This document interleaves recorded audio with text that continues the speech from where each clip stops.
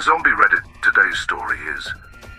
My sister named her baby after our father who abandoned us, and 3 months later she lost all her savings in his most ruthless scam. I always knew my family was complicated, but I never imagined it would come to this. Growing up, my father wasn't just distant, he was like a hurricane, destroying everything in his path. He abandoned us when I was 10, leaving our family to pick up the broken pieces of our lives. My mother did her best, but the damage was already done. My father wasn't just a bad person, he was deeply selfish. He left without a word, leaving my mother to raise their children alone. No one heard from him again. As we grew up, it became increasingly clear that he didn't care about us at all. By the time I was a teenager, I'd stopped expecting phone calls and promises that would never be kept. So when my younger sister Kara told me she was pregnant, I thought her experience would be different. She has always been more optimistic and hopeful about the world than I am. But when she told me she was considering naming her baby after our father, I felt as if the ground had opened up beneath my feet. Kara seemed so excited when she mentioned that the name would have a special meaning. She had just found out that she was having a baby, and there was a special glow in her voice when she talked about it. She smiled as if she didn't know the same reality as me, as if she hadn't lived through the same painful experiences. I couldn't stay silent. I warned her to be careful. I knew exactly what kind of man our father was, and I was terrified of the idea of her linking her son's future to him. I reminded her that he had abandoned us. He wasn't there when we needed him most, and he never showed any interest in being part of our lives after he left. Kara smiled, hesitated for a moment, but quickly dismissed my concerns. She told me I was overthinking things. She believed that people could change, and that he was still family, so it would be important for their son to know his roots. I tried again, this time more firmly, even though I knew he wouldn't listen to me. I told him that I didn't understand what he was getting himself into, and that our father was still the same person who missed my graduation and his sports competitions, abandoning us without thinking twice. I explained that if I named the baby after him, I would be connecting him to someone who wasn't even there when he should have been. Kara just smiled and told me I was exaggerating. She said that maybe he had made mistakes, but now he was trying to make amends, and that I needed to let go of the past for the sake of Cain, her unborn baby. She was justifying his behavior. She wanted to protect her, but I could see that she was already too committed to the idea of our father being part of her life, and now of her son's life. I realized at that moment that I couldn't stop her. She didn't want to be stopped, so I bit my tongue and tried to accept it. But deep down, I knew it wouldn't end well. Something told me that things were about to get out of hand, and I hope I'm wrong. How should I handle this situation? I love her, but I don't want to get too involved. Update 1. Months passed, and Kara's belly grew rounder with new life. I remained emotionally distant. I had done my best to warn her, but when her son Cain was born, I felt the weight of what was to come. At first, everything seemed to be going well. Kara was happy, and my mother, who had been absent for a while, was delighted with her first grandchild. Kara had kept in touch with our father, but he didn't show up at the hospital. He only communicated with her. I hadn't seen him in a long time, and I didn't want to either. I will never forget the first time I saw him walk through Kara's door. It was as if a ghost had suddenly come back to life. He had changed, at least physically. The man I remembered was full of energy. In her own way, Kara was annoyed with him, but now he seemed smaller, older, more contained. But his eyes, those eyes I knew so well, still had that same look of calculated indifference. Kara's face lit up instantly when she saw him. I watched her as she hugged him, as if he had never left us all those years ago. She was completely moved, hugging him tightly as if trying to make up for lost time. She said it was wonderful to see him again. I couldn't contain myself any longer. I asked him what he was doing there. He hadn't even shown up for the birth, and now he was just walking into her house as if nothing had happened. I thought Kara should see what he was doing, that he hadn't changed at all. He was there for one reason only, for his own sake. Kara didn't react as I expected. She just gave me an exasperated look and said I was exaggerating again. She insisted I should stop and told me that maybe he had made mistakes, but now he was trying to make amends. She asked me to let go of the past, and that for Cain's sake, I needed to give him a chance. I couldn't believe I was so blind. I didn't know what else I could say to make her see sense. Our father didn't reply to me directly. He just gave me that half smile of his, the one that never reached his eyes. He said he was only there to meet his grandson, and that it wasn't my son who was at stake. I didn't know if he was trying to feign interest, or if he honestly didn't know how to act otherwise, but I could see through his facade. Kara was so absorbed in the moment that she didn't seem to notice what I clearly saw. She was enjoying the idea that maybe, just maybe, her father wasn't the monster I had described. So I preferred to remain silent. Update 2. Weeks passed, and I watched everything from a distance. Every day, he offered some advice or some way to help her. It started with small things, just interest-free loans to help her with expenses like Kane's clothes or repairs to her house. But with my father, things never stayed small. Soon they weren't just loans, but promises of bigger investments. Things that would secure her future. At first, Kara didn't tell me much. She was too busy with her newborn to keep me informed. I didn't push her, but my gut told me something wasn't right. Something didn't add up. Then the day came that confirmed all my fears. Kara called me, her voice trembling, in a panic, as if she couldn't believe what she was saying.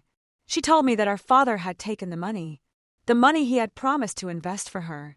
All of it. She sounded lost, unable to process the reality of what had just happened.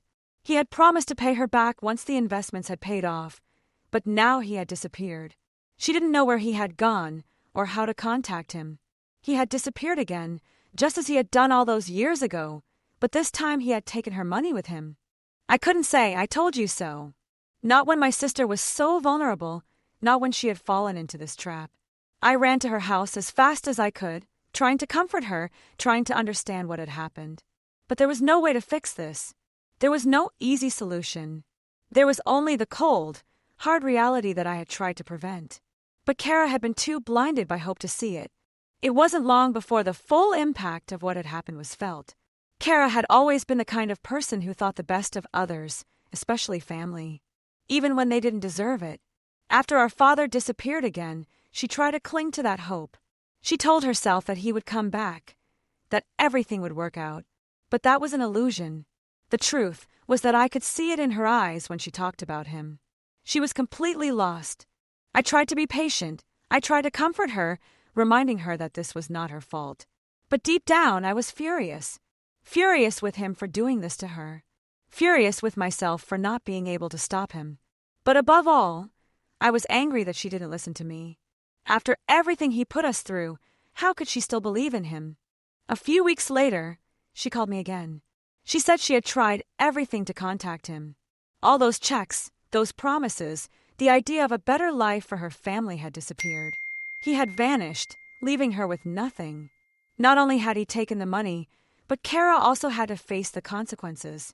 The bills were piling up, expenses that she had put on credit cards because she trusted him. Now she had nothing left, and all the promises of a better future had turned to dust. I didn't know what to say. I felt like I had failed her. I wanted to shout at her, to say, "I warned you," but I knew that wouldn't help. What she needed was support, even if I was angry with her for not listening. So I swallowed my frustration and tried to comfort her as best I could. But there was something in the way she was talking that disturbed me. She wasn't just devastated. She was also angry with me. She told me that I should have tried harder to make her see things clearly. She blamed me for not doing more, for not forcing her to listen. I was stunned. After everything that had happened, after all my warnings, she was blaming me. I was the one who had tried to protect her, to prevent her from making the same mistakes we had grown up with. But instead of thanking me for my warnings, she was pointing the finger at me as if I was the one who had failed her. She said it was my fault that I hadn't seen this coming, that if I had been more convincing, maybe she wouldn't have been so trusting. I couldn't believe it. I had spent so many years trying to make her see what kind of man our father was, but she had been so wrapped up in that fantasy that she couldn't see the reality. I felt like I was drowning in her frustration, caught between guilt for not doing enough and anger towards her for not taking responsibility for her own decisions. It wasn't just the money. It was the emotional toll this was taking on her. She was physically, mentally, and emotionally exhausted. I could hear it in her voice. She said she didn't know how to get out of this situation or how to fix things. And the worst part was that she was asking me to fix it. She wanted me to rescue her, to give her the money she needed to pay off her loans and bills. She was desperate, and now she was looking to me to solve everything. I couldn't do it. I couldn't just write a check and make it all go away. That wouldn't fix anything. Kara had made a mistake, and, as much as I hated to see her like this, I knew she needed to face the consequences of her actions. I wasn't going to allow myself to rescue her, no matter how much she begged. But that didn't stop her from demanding it. She told me that I had the money, that I could help her, and that I should. She was crying at this point, and all I could do was sit holding the phone, feeling my heart breaking for her but also feeling angry. She hadn't learned anything from any of this. She was still expecting someone to come and save her. I told her no. I couldn't help her financially. I could support her emotionally, but I wasn't going to fix her mistakes. She needed to take responsibility for the decisions she had made. The conversation ended with her hanging up on me. I just hoped that one day she would realize that I wasn't her enemy. I was the one who had always tried to protect her, even when it was difficult to do so. Update 3. One afternoon she called me again, but this time she wasn't crying. She was angry, really angry. She said I was too harsh, that I should have been there for her, that I should have tried harder to make her see things clearly before it was too late. She told me straight that if I had made more of an effort to help her, maybe none of this would have happened. She was blaming me, saying that I wasn't supportive enough when she needed me most. It wasn't just financial help she wanted anymore. It was my emotional support that she felt I had denied her. What could I say to that? She said that if I really cared about her, I would be there for her now more than ever. But I was already so exhausted by everything that had happened that I couldn't find the strength to give her what she was asking for. I had given everything I could. The rest was up to her. The conversation ended with her hanging up abruptly. She told me that everything had gotten worse, and I knew at that moment that I would probably have to live with that guilt for a while, even if it wasn't really my fault. People don't listen until they're already falling into the void. The days after our last conversation were difficult. Kara's situation was not improving, and I was increasingly distressed. Every time I called, she was more upset, more frantic, more convinced that I had abandoned her. The guilt began to consume me, even though I knew I couldn't help her financially. But she kept putting pressure on me, demanding that I be there for her in ways that were impossible for me. She wanted me to magically fix things, as if I could wave a wand and make our father reappear or somehow undo all the damage caused. What hurt me the most was how quickly she had turned against me. After everything I had done to warn her, to guide her, to protect her, now she held me responsible for her mistakes. She kept repeating, "If you had insisted more, if you had been more present, maybe I wouldn't be in this trouble." Every conversation felt like walking on broken glass. Afraid to say something that might upset her more, but equally afraid to give in because I couldn't stand the manipulation any longer. Update 4. Kara had found a second job and was working tirelessly to pay off her debts. Something I hadn't expected her to do so quickly. But of course, as always, my mother had her own ideas about what should happen. It was a Wednesday afternoon when she called me, sounding more urgent than usual. The tension in her voice was unmistakable. I braced myself. "What now?" She began by saying that she needed to talk to me about something important. There was that serious tone again, the kind that made me feel like I was being dragged into something I didn't want to deal with. I could already sense that this would not be a casual conversation. I let out a long sigh, trying to calm myself.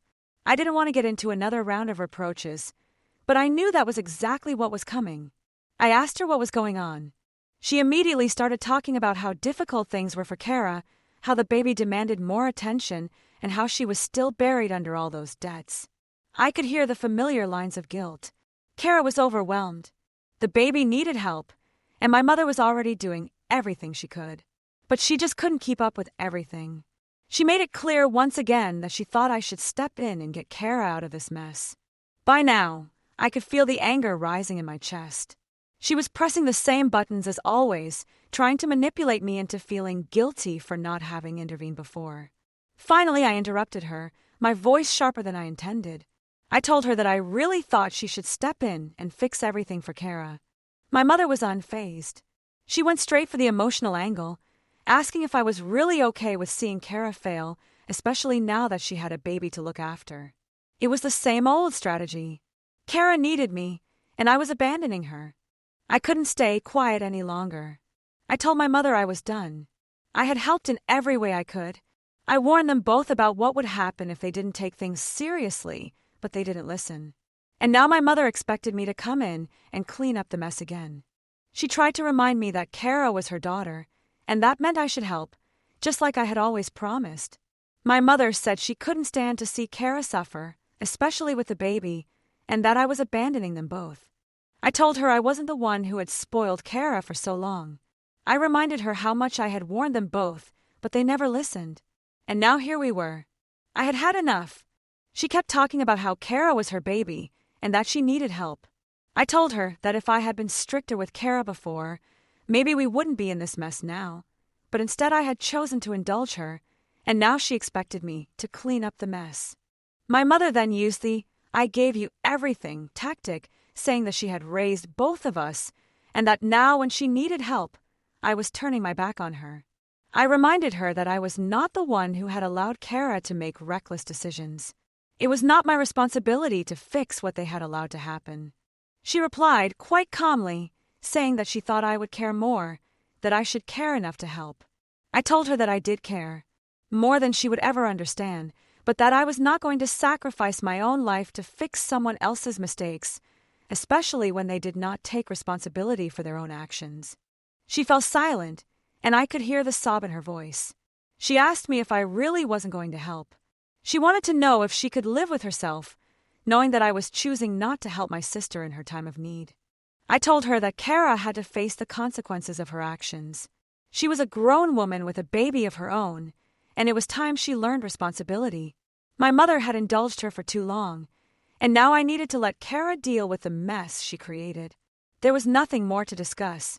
I had done enough for both of them, and I couldn't keep sacrificing my own peace of mind just to make them feel better about their mistakes. This was Kara's responsibility now, not mine, not my mother's. She didn't have much to say after that. She said she didn't know what to do without me, and I told her it was time they figured it out. I hung up after that. Update 5. It was a Saturday afternoon. I wasn't expecting anyone, but when I saw who was standing on the other side of the door, I felt my stomach turn over. It was Jake, the father of my sister's child, the man I had barely tolerated over the last few years, who had done nothing but fuel Kara's reckless decisions. He had always seemed to me like a man who couldn't even manage his own life, let alone anyone else's, and now he was standing on my doorstep. I didn't bother with pleasantries. I just stared at him, arms crossed, waiting for him to speak. I wasn't in the mood for small talk, and frankly, I was more than a little annoyed that he had the audacity to show up uninvited, especially considering the situation with my sister. Jake shifted uncomfortably and rubbed the back of his neck, looking as if he didn't quite know how to begin. I said nothing, just kept staring at him. Finally, he broke the silence and asked if we could talk. His voice sounded somewhat hesitant, as if he wasn't sure if I would let him in. I gestured for him to come in, but I didn't offer him a seat or start a trivial conversation. I just stood there, silently judging him. He came in, still moving awkwardly, and after a few seconds of tension, he finally said that he knew things had been difficult with Kara, but they needed help. The words seemed to hang in the air as if I was supposed to just accept them. I didn't. Instead, I folded my arms tighter and gave him a long, hard look, waiting for him to get to the point. She went on, telling me they were in over their heads. Debts had piled up, and Kara couldn't handle it on her own. I wasn't sure what she expected me to say, but this wasn't it. The way she talked about my sister's struggle as if it were a distant problem in which I had nothing to do infuriated me. He told me that they expected me to sell my house and use the money to pay off some of their debts. I wasn't asking for a handout, just to bail them out. He said it with such a casual tone, as if it were no big deal. I was the one who had worked hard to get where I was, and there he was asking me to give up my home and security so they could fix their mess. I couldn't help the bitter laugh that escaped me. I was incredulous, almost speechless, but then the words came out sharp and cutting. I asked him if he really thought I would help him. After all, after watching him ruin my sister's life, I thought I would just step in and fix everything for them. His face flushed as I explained everything.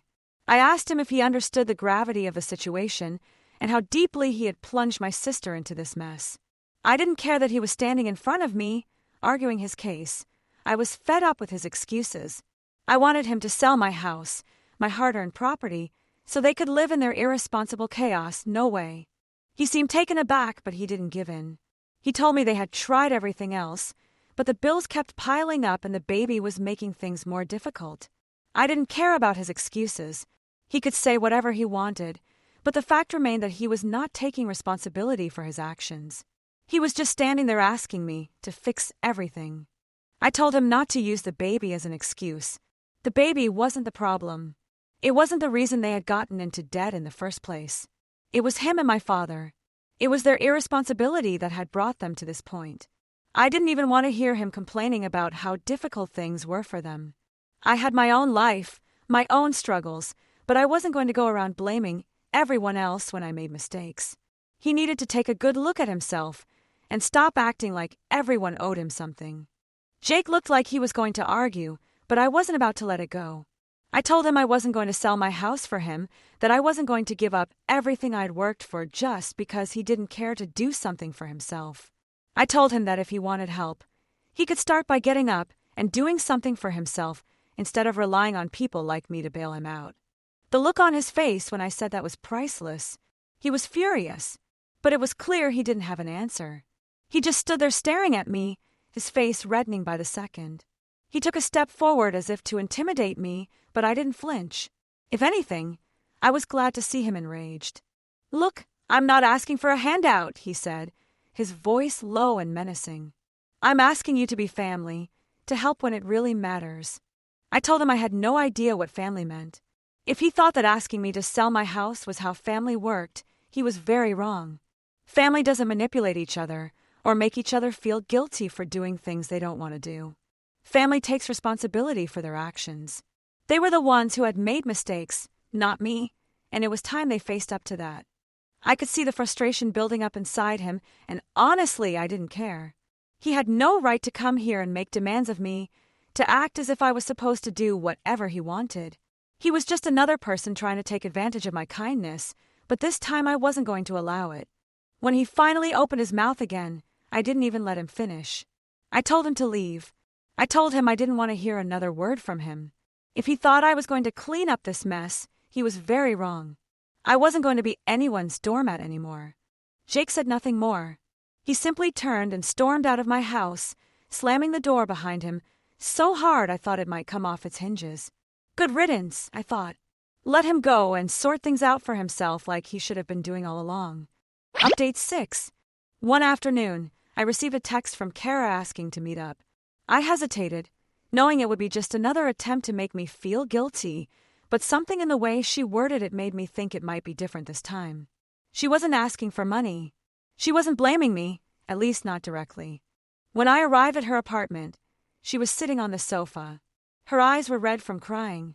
She looked exhausted, as if she had finally realized how deep she was in it. I could tell she had been reflecting, but I wasn't sure if she was ready to admit the full magnitude of what had happened. She began by apologizing. She said she was sorry for blaming me for expecting her to fix everything. She told me that the weight of it all, the money, the lies, the promises made by our father that never materialized had been too much for her to handle. She said she was ashamed of herself for falling for it, but she still hadn't been able to find a way out. I wasn't sure if I could believe her. Did she really feel it, or was she just saying what she thought I wanted to hear? I didn't know anymore. Part of me wanted to hug her and tell her that everything would be okay, but another part of me was exhausted. Even so, I listened. She said that she had been so wrapped up in the idea of having a father in her life that she ignored the warning signs. She had been so desperate to believe in him, to believe that this time would be different, that she didn't see the manipulation coming. The truth is that she didn't know if it would make a difference. She was emotionally exhausted and didn't know how much longer she could keep up this balancing act of being her support system while also holding her accountable. She said she had been so wrapped up in the idea of having a father in her life that she ignored the warning signs. She had been so desperate to believe in him, to believe that this time would be different, that she didn't see the manipulation coming. The truth is that I didn't know if it would make a difference. I was emotionally drained and didn't know how much longer I could keep up this balancing act of being her support system while also holding her accountable. I decided to keep in touch with her, but kept my distance emotionally. I couldn't afford to be drawn back into her world of unrealistic expectations and constant blame. I had done what I could,